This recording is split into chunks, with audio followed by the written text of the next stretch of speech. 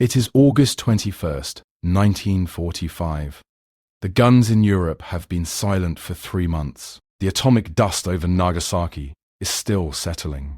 In London, the euphoria of victory is abruptly replaced by the cold, metallic taste of President Harry Truman signs a piece of paper and with a single stroke of a pen, he terminates Lend-Lease. This is the intravenous drip that has kept the reaction is instantaneous. American ships, heavily laden with wheat and oil destined for Liverpool and Bristol, turn around in the middle of the Atlantic. They steam back to New York. The British Treasury does not have the dollars to pay for the cargo, so the cargo does not arrive.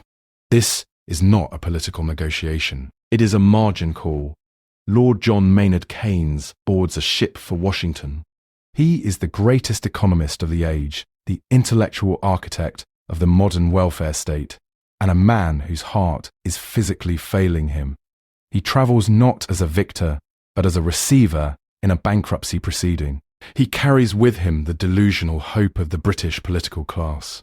They believe the Americans will offer a gift, standing alone against fascism in 1940. They believe moral credit can be converted into hard currency.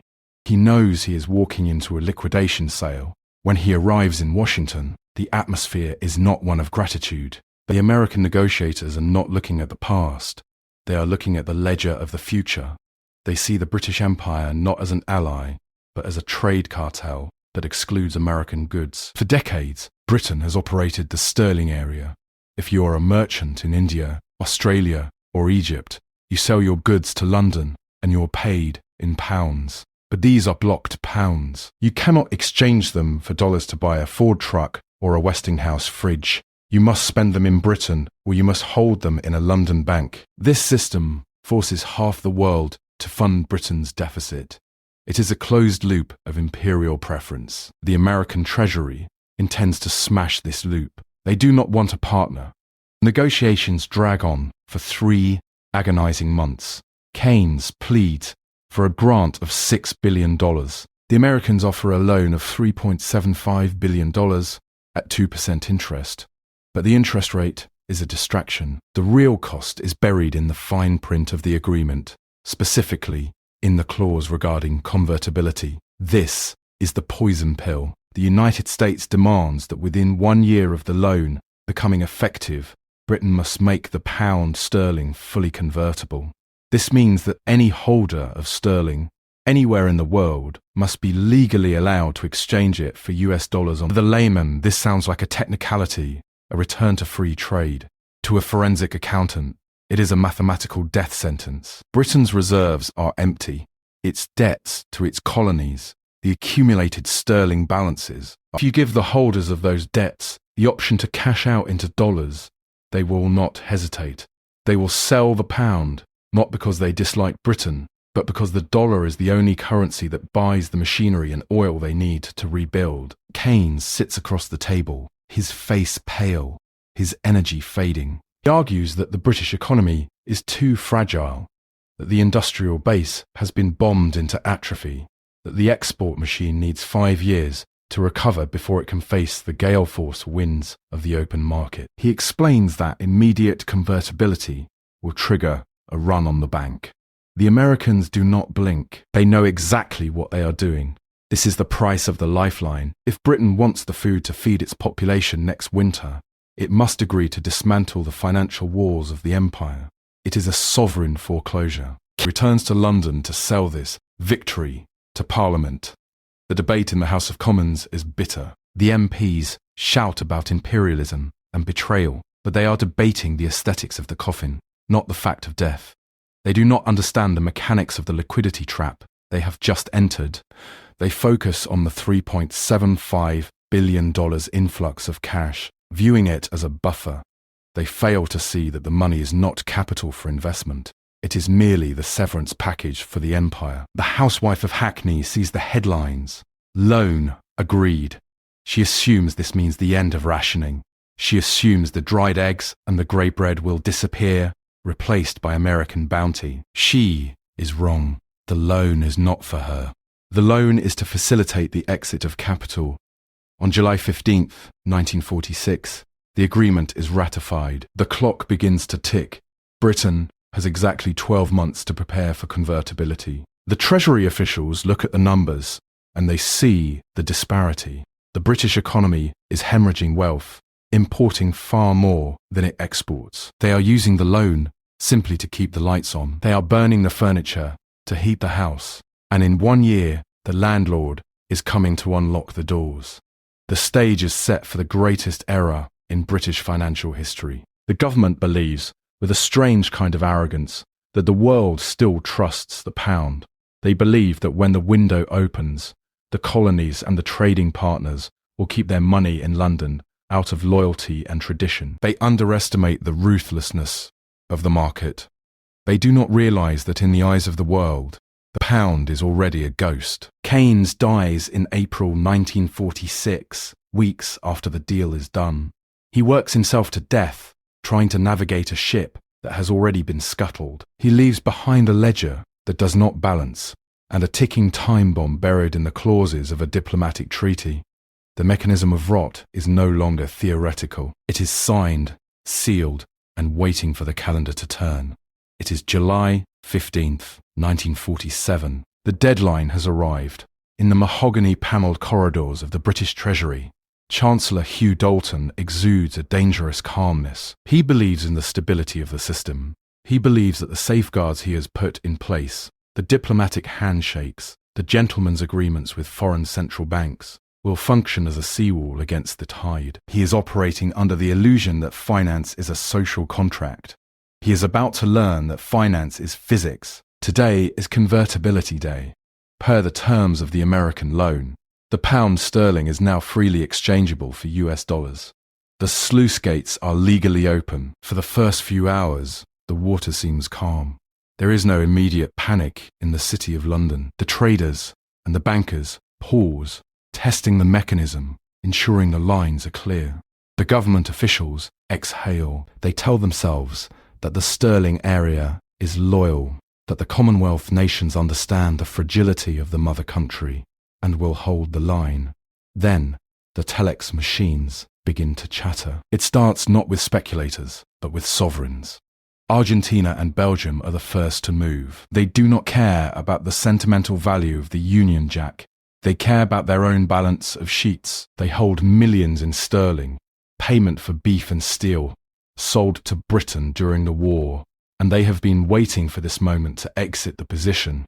They do not want pounds, which can only buy British goods that do not exist yet, but can buy American machine tools, American wheat, and American energy. The requests for conversion hit the Bank of England like a coordinated artillery barrage. The mechanism is simple and devastating.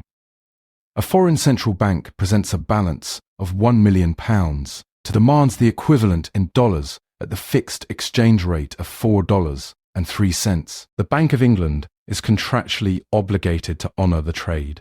They take the paper pounds, which are essentially IOUs, and they hand over gold-backed US dollars. The flow of capital is unidirectional. It is an arterial bleed. In the first week, the drain is manageable. By the second week of August, it accelerates into a hemorrhage. The US loan, a sum of money intended to support the British economy for 5 years, is being vaporized at a rate of millions per day. The money is not being spent on reconstruction. It is not building factories or housing. It is simply financing the exit of foreign creditors. The United States Treasury watches from Washington, observing the data with clinical detachment. They see the British reserves dropping on the graph, plunging toward the zero bound. She watches the ticker with horror. The gentlemen's agreements are dissolving. Even the Dominion nations, the supposed pillars of the empire, begin to quietly convert their holdings. Self-preservation overrides loyalty. If everyone else is rushing for the exit, no one wants to be the last one holding the bag.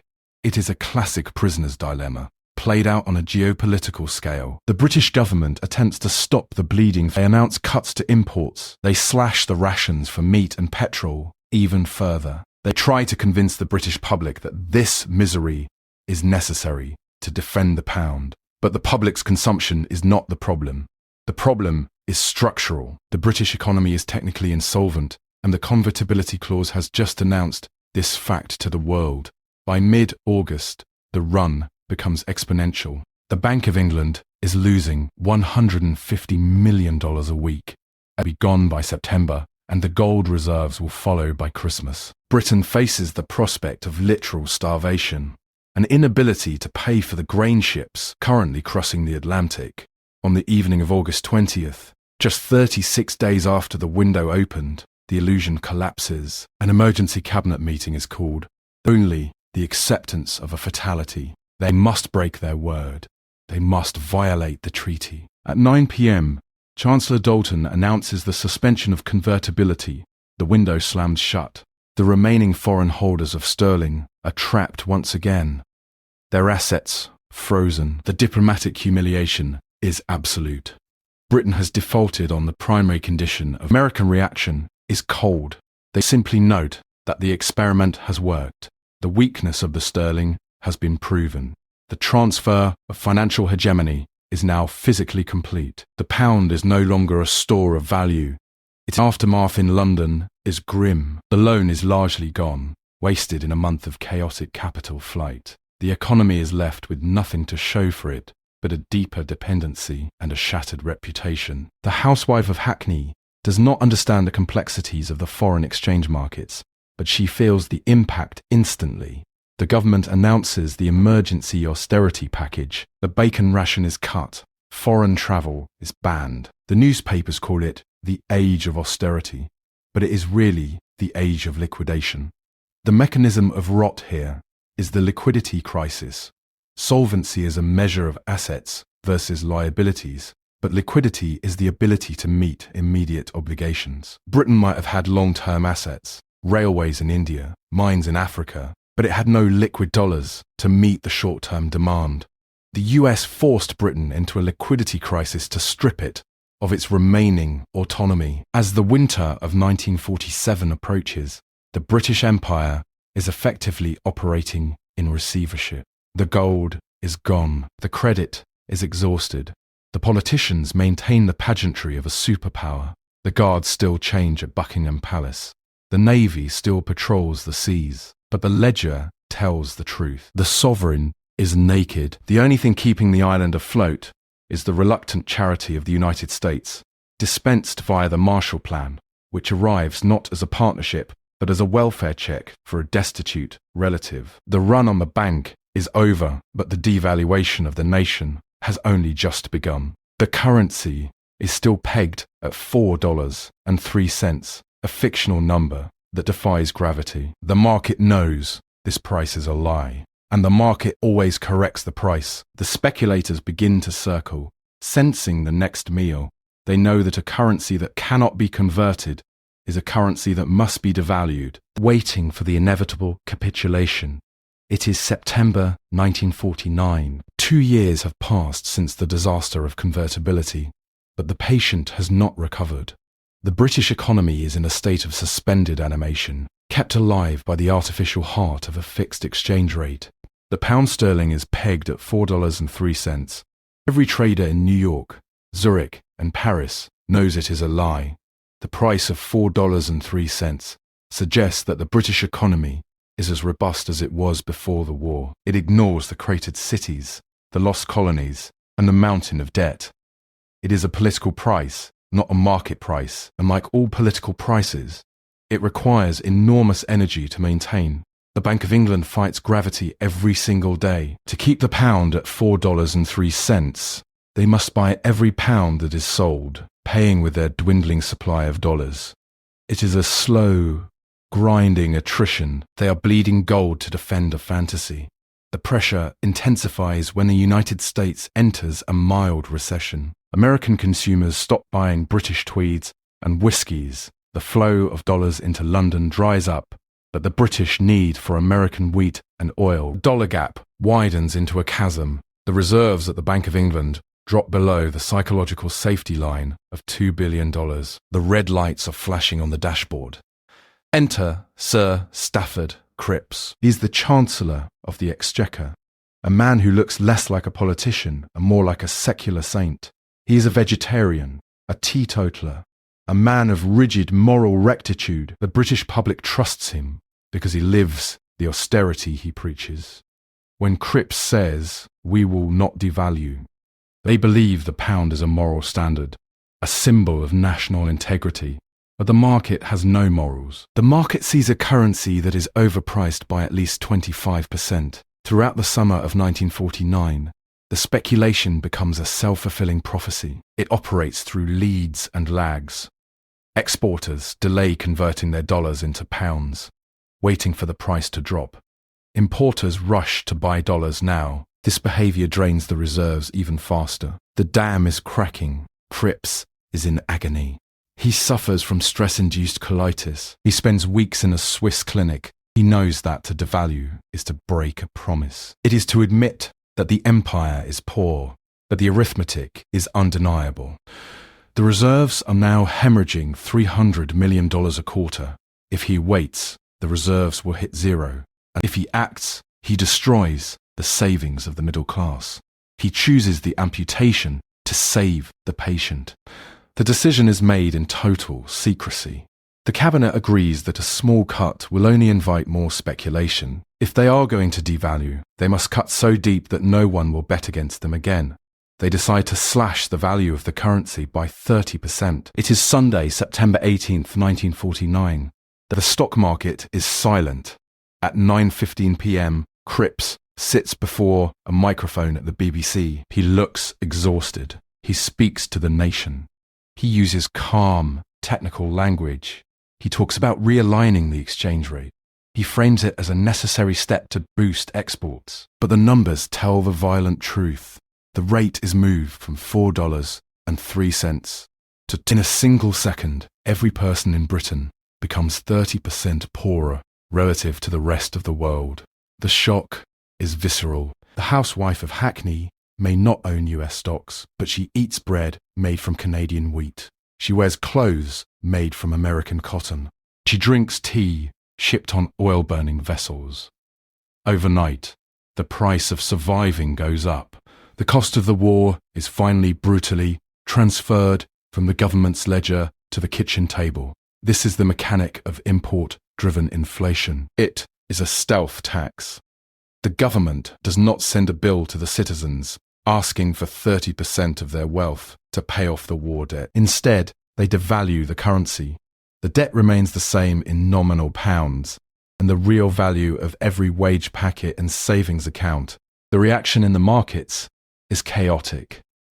The London Stock Exchange closes for a day to process the trauma. When it reopens, there is a grim recognition of the new reality. The imperial premium is gone. For the empire, the consequences are immediate. The colonies, whose reserves are held in sterling in London, see their national wealth vaporized. A rubber planter in Malaya or a cocoa farmer in Ghana has just paid for Britain's recovery.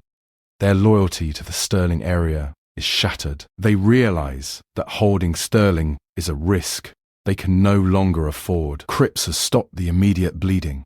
The reserves stabilize. The speculators close their short positions and take their profits. But the psychological damage is permanent. The pound is no longer looked at as good as gold. It is seen as a fiat currency, subject to the whims of politicians and the harsh discipline of the dollar. The devaluation of 1949 is the moment the British middle class realizes the war is truly over and that they have lost. They are not citizens of a wealthy creditor nation. They are residents of a struggling island that must sell its labour cheap to survive. The empire has been liquidated. It is November 4th, 1956. The Suez Canal is choked with sunken cranked ships. British paratroopers are digging into the sand, their rifles trained on the Egyptian horizon. Prime Minister Anthony Eden believes he is fighting a war to preserve the empire's life to the oil of the Middle East. He believes he is re-litigating World War II, standing up to a new dictator. But in Washington, President Eisenhower is not looking at a map of the Sinai. He is looking at a ticker tape. The British invasion of Egypt has triggered a panic in the currency markets. The world is dumping sterling. The Bank of England is once again in the familiar, nauseating position of defending a fixed exchange rate against a tidal wave of selling. The reserves are draining at a rate of 15% a week. The United Kingdom will be bankrupt by the end of the month. This is the moment the trap snaps shut. Chancellor Harold Macmillan, the man in charge of the Exchequer, calls Washington. He needs to draw down Britain's quota from the International Monetary Fund, money that belongs to Britain, deposited there for exactly this kind of emergency. He assumes this is a procedural formality. The IMF is technically an international organization, but functionally it is a branch of the US Treasury. On the other end of the line is George Humphrey, the US Treasury Secretary. He is a man of steel and coal, a fiscal conservative who views the British imperial adventure not just as a geopolitical mistake but as a financial liability. The conversation is not diplomatic. It is the conversation between a loan shark and a delinquent borrower. Macmillan asks for the liquidity to save the pound. Humphrey delivers the ultimatum. It is the most brutal use of financial leverage in the history of alliance politics. He tells Macmillan that the United States will not only block the IMF withdrawal, that they are prepared to go further. The US Federal Reserve holds substantial amounts of British government bonds. Humphrey calmly explains that if the British do not agree to an immediate and unconditional ceasefire in Egypt, the United States will dump these bonds on the open market. This is weaponized sovereign debt. The threat is nuclear. If the US sells, the price of British debt crashes. The interest rates required to attract new capital will spike to 20% or 30%. The British banking system will liquefy within 48 hours. The pound will not just devalue. Import lines will freeze. The island will go dark. Macmillan hangs up the phone. He walks across Downing Street to see the Prime Minister. Anthony Eden is sick, running a fever, fueled by amphetamines and imperial nostalgia. He is planning the next phase of the military advance. He thinks in terms of tank battalions and air superiority. Macmillan has to explain to him that none of that matters. We have no money, Anthony. It is a chilling realization. A nation can have the best navy in the world, the bravest soldiers, and the most righteous cause, but if it cannot settle its trade balance, it is powerless. The sovereignty of the United Kingdom is revealed to be a fiction. It exists only on the sufferance of its creditors. The cabinet meets the military commanders. They are winning on the ground. They are miles from securing the canal. Macmillan lays the ledger on the table. He explains the run on the bank. He explains that without American support for the currency, the British economy collapses by the weekend. The choice is stark: empire or solvency. November 6th, just 48 hours after the phone call, Britain announces a ceasefire. The troops are ordered to halt.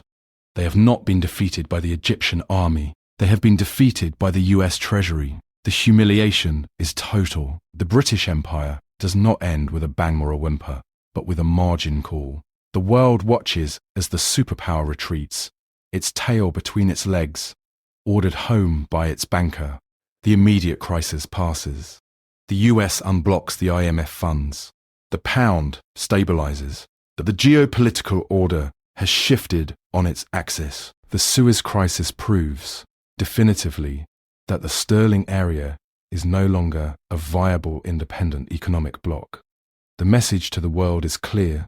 If you hold sterling, you are holding the currency. If you want true sovereignty, you must hold dollars. The transition is complete. The exorbitant privilege of printing the world's reserve currency has officially. Britain is left to nurse its wounds and count its debts, while the dollar ascends to the throne it will occupy for the next 70 years. The empire is liquidated. The acquisition is finalized. It is the present day. We are standing in the silent subterranean vault of the Federal Reserve Bank of New York, 80 feet below street level. Here lies the physical manifestation of the victory, thousands of bars of gold stacked in blue cages.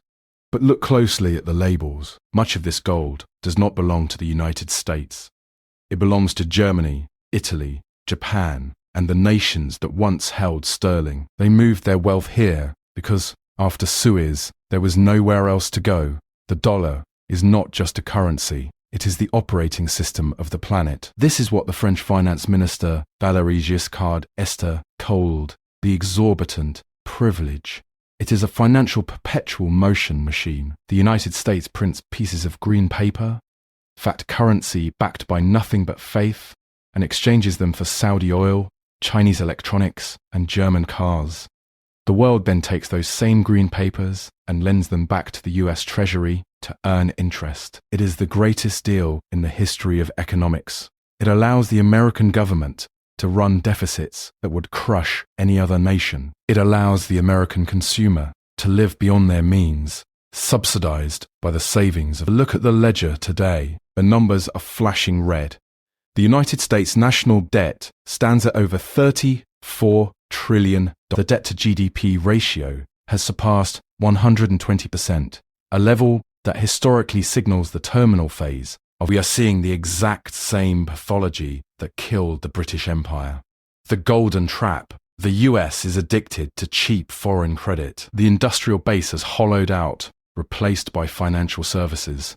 The military is overextended, policing trade routes that American ships. And just like Britain in 1956, the United States has begun to weaponize its privilege. Shutterstock consider the modern equivalent of the Suez margin call. In 2022, the US Treasury froze the central bank assets of a G20 nation. They cut adversaries off from the SWIFT messaging system. They turned the dollar from a neutral medium of exchange into a tool of foreign policy. To a forensic historian, this is the moment the immune system of the global economy begins to react. When you weaponize the reserve currency, you destroy the trust that underpins it. The housewife of Hackney is now the worker in Shanghai, or the merchant in Mumbai. They look at the dollar and they no longer see a safe haven. They see a risk. They see a trap. The mechanism of rot is reserve currency fatigue.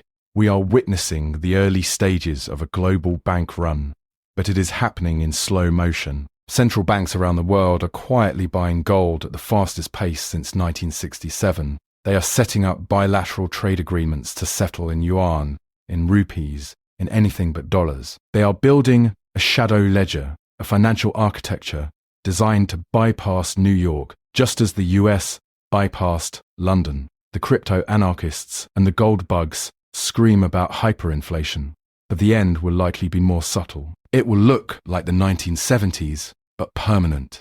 It will look like a slow, grinding decline in purchasing power. The American citizen, like the British subject before them, feels this as a confusing, ambient pressure. Why does rent cost half a paycheck? Why is the grocery bill doubling? They blame corporate greed or political incompetence. But the ledger tells the truth. They are paying the price of the liquidation. The privilege is being repriced. The world is slowly, methodically returning the dollars to their sender. History is a forensic science. It teaches us that no currency lasts forever. The Portuguese real, the Spanish real, the Dutch guilder, the French franc, the British pound, they all followed the same arc: productive growth, imperial excess, debt addiction, currency weaponization, and finally, liquidation. The dollar is not special. It is just next. The script ends where it began, on the ledger. The assets are stripping. The liabilities are mounting. The margin call is coming. The only question left is, when the phone rings this time, who will be on the other end of the line?